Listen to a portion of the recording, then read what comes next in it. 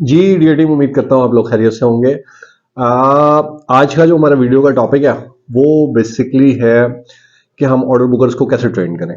अच्छा, बुनियादी तौर पे अब आप जैसा कि पिछली वीडियो में बात की, 2 तरह के आपके पास ऑर्डर बुकर्स हो सकते हैं। एक ऑर्डर बुकर्स वो हो सकते हैं जो पहले से ट्रेन्ड हों, जॉब्स करते हुए आ रहे हों, उनको किस किस्म की ट्रेनिंग की ज़रूरत होगी। और अगर आप नए ऑर्डर बुकर रखते हैं, नए फ्रेश ग्रेजुएट, फ्रेश इंटरमीडिएट बच्चों को आप रखते हैं, तो उनको किस किस्म की ट्रेनिंग देने की ज़रूरत होगी। अच्छा, ट्रेनिंग के अंदर सबसे पहले तो ये समझ लीजिए कि सबसे पहले आपने अपने बंदों को मुकम्मली इक्विप्ड करना होता है। जैसे कि आपने देखा होगा, जैसे आर्मी के सोल्जर्स होते हैं, तो अगर वो कभी जंग पे जा रहे हो, महाज जंग पे जा रहे हो, तो पूरी तैयारी के साथ जाते हैं। प्रॉपर यूनिफॉर्म पहना होता है, शूज़ पहने होते हैं, उनके पास गन्स भी होती हैं, उनके पास नाइफ भी होता है, उनके पास कुछ फूड भी होता है, ड्राई फूड। ये सारी चीज़ें वो लेके जा रहे होते हैं। वो यानी बताने का मकसद ये है कि वो पूरी तैयारी के साथ जा रहे होते हैं। तो इसी तरह से अगर हम भी अपने ऑर्डर बुकर्स की मुकम्मल मार्केट जाने से पहले तैयारी करवाएंगे, उनको ट्रेनिंग देंगे, तो जो है वो बहुत ज़्यादा उनके लिए फ़ायदेमंद होगा। अच्छा, अब ट्रेनिंग में मैं पहले शुरू करूँगा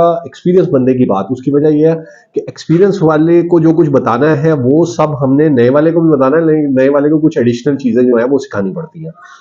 अच्छा, एक बात तो आप सबसे पहले समझ लीजिए कि सबसे पहले आपके बंदे के पास जो चीज़ का नॉलेज होना चाहिए ना, वो प्रोडक्ट नॉलेज है।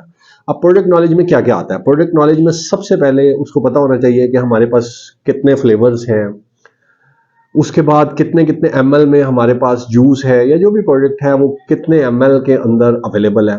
Number one. नंबर टू, उसको ये पता होना चाहिए कि हमारी ट्रेड प्राइस क्या है, हम डिस्ट्रीब्यूटर को कितने में दे रहे हैं, सॉरी, हम शॉपकीपर को कितने में दे रहे हैं, और इसके ऊपर रिटेल प्राइस क्या है। अच्छा, ट्रेड प्राइस और रिटेल प्राइस में जो डिफरेंस है, उसमें शॉपकीपर का मार्जिन इन परसेंटेज कितना है। अब जैसे कि आपको पता ही है कि हमारे प्रोडक्ट्स में मार्जिन माशाल्लाह शॉपकीपर के लिए काफी अच्छा है, तो इन परसेंटेज पता होना चाहिए। रुपीज से ज्यादा अहम परसेंटेज है। रुपीज भी पता होने चाहिए, एब्सोल्यूट वैल्यू, और परसेंटेज भी पता होनी चाहिए। उससे फायदा क्या होता है कि जब आप परसेंटेज में किसी को 20% या 30% का मुनाफा बताते हैं, तो वो उसको बहुत बड़ा लगता है, लेकिन जब रुपयों में आप बताते हैं, 2 रुपए या 3 रुपए, तो वो उसको इतना बड़ा नहीं लगता।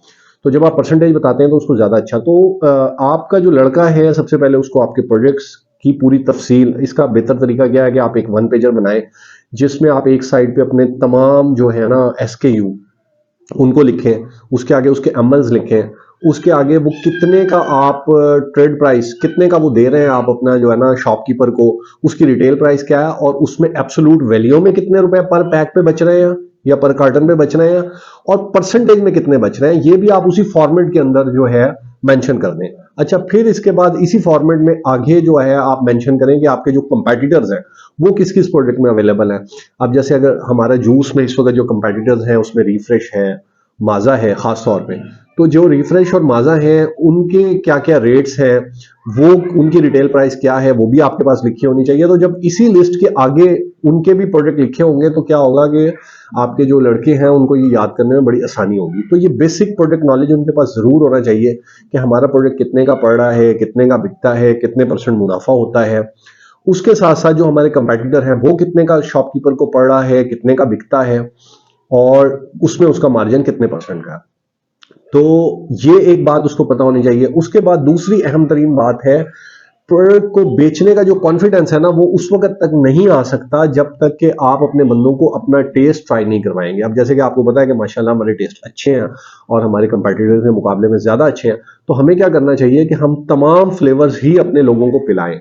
अच्छा, ये एक छोटी सी इन्वेस्टमेंट है जो कि मतलब इसके लिए आप बिल्कुल कंपनी के पास से फ्री सैंपलिंग में से सैंपल्स यूज कर सकते हैं। आप जो भी नया लड़का रखें, उसको सबसे पहले अपने तमाम जायके पिलाएं, तो पीने से जो उसमें कॉन्फिडेंस आएगा, क्योंकि माशाल्लाह आपको पता है कि हमारे सारे जायके बड़े अच्छे हैं, तो पीने से जो कॉन्फिडेंस आएगा ना, वो बड़ा जबरदस्त होगा। तो वो जरूर उनको अपना जूस पिलाएं। अच्छा, फिर कोशिश करें कि उनको कंपेटिटर के भी कुछ ना कुछ जूस जरूर पिलाएं, खासतौर पे जिनके अंदर आपका ज्यादा कंपटीशन है, वो वाले जूस उनको जरूर पिलाएं, क्योंकि पीने से एक बड़ा जबरदस्त कॉन्फिडेंस आता है। तो एक तो ये लिस्ट हो गई। अच्छा, अब ये जो लिस्ट आपने बनाई है ना, ये आपने अपने बुकर्स को याद करवानी है। शाम को उनको टास्क दे के भेजना है कि सुबह को याद करके आना है।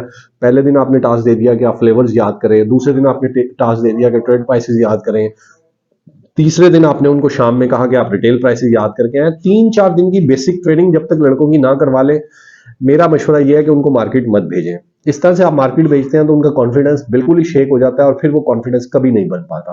तो पहले 2 दिन 3 दिन जो है भले से उनको डिस्ट्रीब्यूशन पे उठाएं या हायरिंग से पहले 1-2 दिन पहले आप उनको कहें कि भाई आपकी हायरिंग के लिए जरूरी है कि आप ये सब चीजें याद करें। तो ये सब चीजें उनको याद करवाएं, ये सब चीजें उनको, ये अपने तमाम जायके जो हैं वो उनको टेस्ट करवाएं।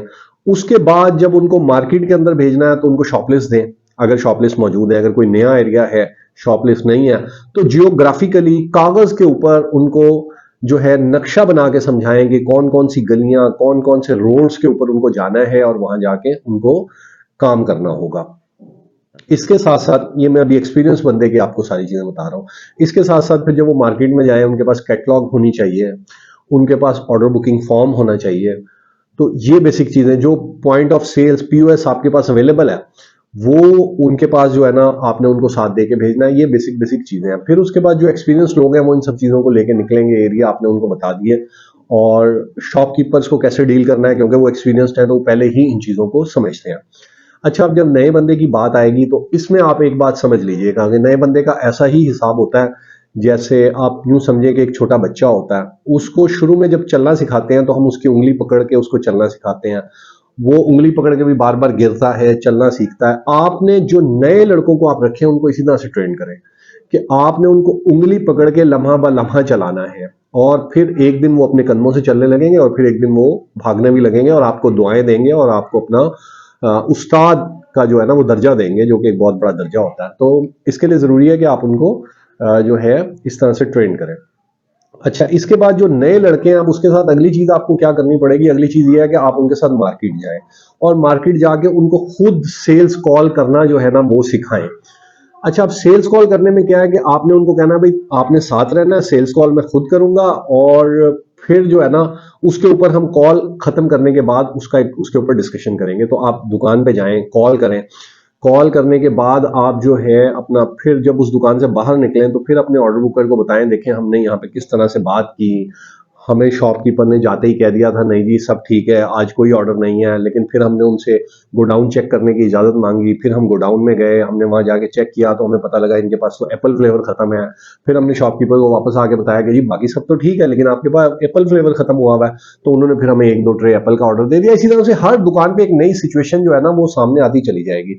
तो एटलीस्ट मेरा ऐसा मानना है कि एक लड़के के साथ आपको कम से कम, अगर वो नया लड़का है तो पहले सारी चीजें याद कराने के बाद, सारे मटेरियल देने के बाद, उसके बाद 3 दिन तक आप उसके साथ जो है ना कंटिन्यूसली फुल डे जो है मार्केट में स्पेंड करें।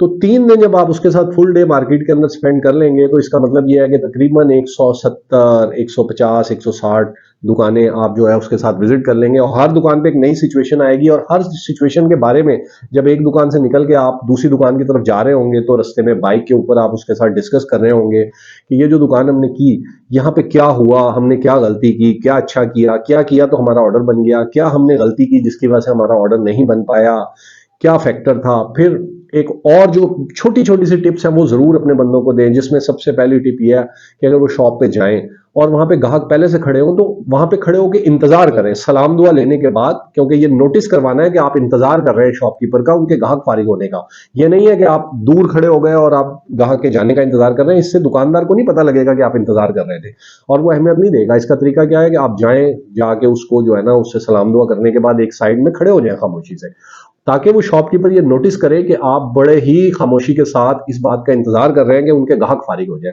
तो जब आप ऐसा करेंगे ना तो दुकानदार आपको इंपॉर्टेंस देगा। अच्छा, अगली बात ये होती है कि जब आप शॉपकीपर से अपने लड़के को बताएं कि जब वो शॉपकीपर से हाथ मिलाए तो गर्म जोशी से हाथ मिलाए, और जब हाथ मिलाए तो अपना साथ में अपना नाम भी जरूर जो है ना वो बताए। एक और जो बड़ी अहम चीज है वो ये होती है कि आपने जो भी शॉपलिस्ट बनी हुई है अगर आपने अपने लड़के को दी है तो उसको एक और काम करवाएं कि उसको कहें कि हर शॉपकीपर का नाम याद करे।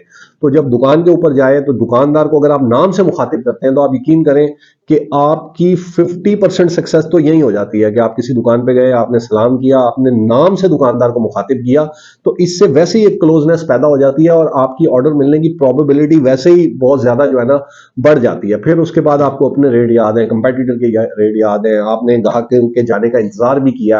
ये सब जब आपने काम करने के बाद अपनी कॉल किया ना, तो डेफिनेटली आपको जो है ना उस दुकान से ऑर्डर मिल जाएगा। अच्छा, और फिर एक और बड़ी अहम बात होती है, अपने लोगों को ये जरूर बताएं जो आपके पास यूनिक सेलिंग पॉइंट है। ठीक है, तो यूनिक सेलिंग पॉइंट, अब जैसे हमारी कंपनी के केस में यूनिक सेलिंग पॉइंट क्या है कि मतलब लीटर के अंदर 130 रुपए में रेड ग्रेप हमारे अलावा तो किसी का नहीं है, ऑरेंज किसी का नहीं है। तो ये हमारे यूनिक सेलिंग पॉइंट्स हैं, इसके ऊपर हम जाके काम करेंगे। इस प्राइस में सिर्फ हम ही होते हैं, तो जहां पे भी हम अवेलेबिलिटी करा देंगे तो शॉपकीपर को हर हाल में हमारा ही प्रोडक्ट लेना पड़ेगा। इसी तरह 200 ml में बहुत सारे हमारे SKU हैं जो सिर्फ हमारे पास है, हमारे किसी भी कंपेटिटर के पास नहीं है। ये हमारा यूनिक सेलिंग पॉइंट है, इसका फायदा उठाएं। फिर हमारे पास कंप्लीट जो है वो रेंज है, इसका आप फायदा उठाएं। तो हर कंपनी हर जगह के ऊपर कुछ यूनिक सेलिंग पॉइंट होते हैं। सबसे पहले आपने अपने बंदे को जरूर बताना है कि वो यूनिक सेलिंग पॉइंट क्या है जिनके ऊपर काम करना है।